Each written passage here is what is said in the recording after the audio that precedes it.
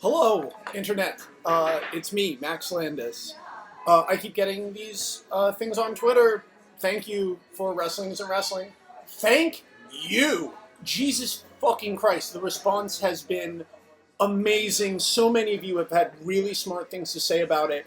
It's been unreal. It has been unreal. And you have to keep in mind this is something that I thought, you can ask my friends, like, I thought 10,000 views. Like there's no way a fan base as polarized and as fervent as wrestling's will embrace something like this, because the wrestling community, online and otherwise, is very fractalized. You know, it's like it's all different types of people, a lot of whom have the same opinions, but then a lot more of whom have other opinions. And you know, I fully expected to get like torn to pieces. Um, and by torn to pieces, I mean completely ignored. And to have WWE like contact me like the day after it went up, and it was just it's been very emotional. As a guy who works in the film industry where you're handcuffed creatively a lot, it's great to be able to go out and make stuff with your friends. So I'm doing this AMA because a bunch of people asked me to do it, and I was going to do it tomorrow, but tomorrow is super, super busy for me. You're catching me in the natural ecosystem of the Los Angeles Screenwriter, which is a coffee shop in Koreatown. And I'm sorry, I'm really happy. I'm like smiling at my computer like it's a person who liked my short. I'm a very weird guy. So you can ask me anything.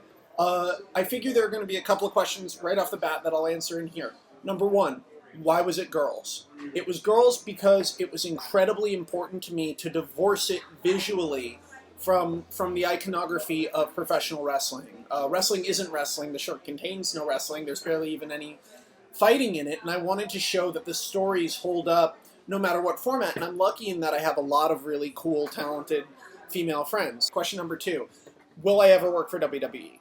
In the creative capacity, as like a member of WWE Creative, I'm going to tell you no. I'm very busy with my main career. It's very clear to me. It was clear before, but after talking to some people in the company and really sort of getting a feeling of how it is back there, um, I don't think I'd fit. I don't think I'm what they want. They're a very insular world. They're not interested in outside credibility, really, unless, you know, I'm Snoop Dogg or I'm, and that's not really. I don't want to ever have to do, because my job as a screenwriter is constantly being given notes and changed and moved around. Like I would never want to do the half-ass version of a Shield triple threat.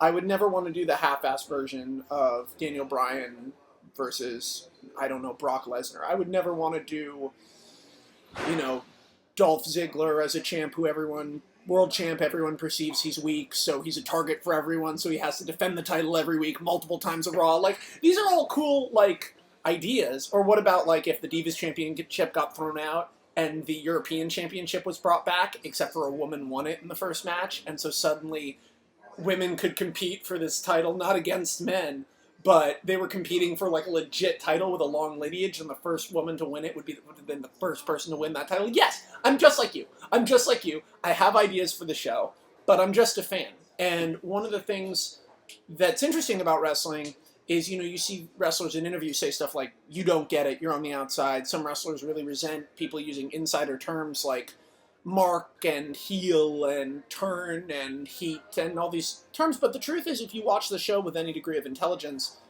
you know, it's not really fair to say you can't use those terms because you end up needing to use them. The language with which that show communicates to you is different from the language of most television shows because you're a character.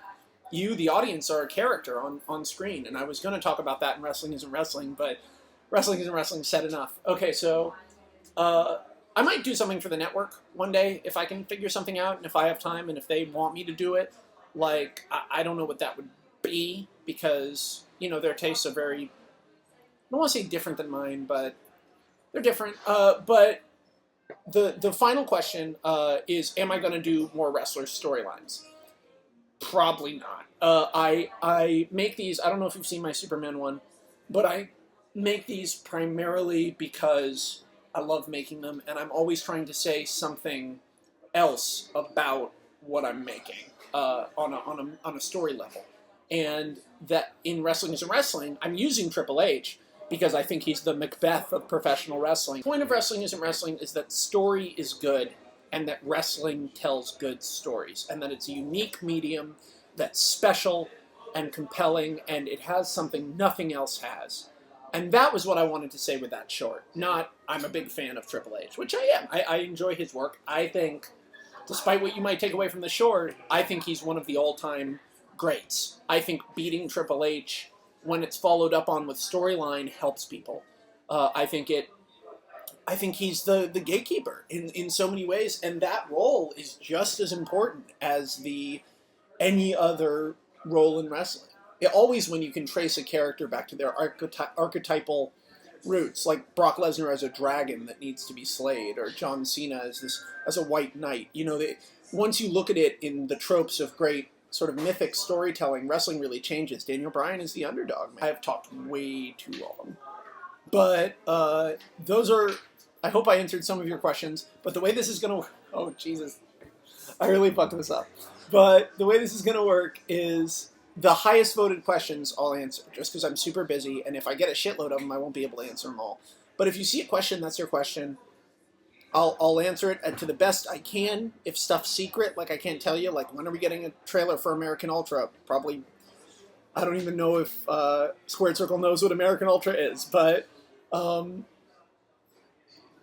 try to answer it as best I can. I've already seen there's a little bit of backlash against Wrestling Isn't Wrestling. This guy sold out. Oh, Triple H is tricking him, so it'll be a mark. Triple H just shook my hand and just said, awesome. And then he was like, I have to go fight Sting. And I went, thanks, man. And he was like, I'll talk to you more about it. But then he got pulled to a million different things. Backstage of Raw is insane. It's so much crazier than I ever thought it would be. But I guess I can answer that in the AMA. Okay, sorry. Jesus, I talked for 8 minutes. I'm sorry. Okay, goodbye. Ask me a question. And ask me a question in the AMA. Okay, bye.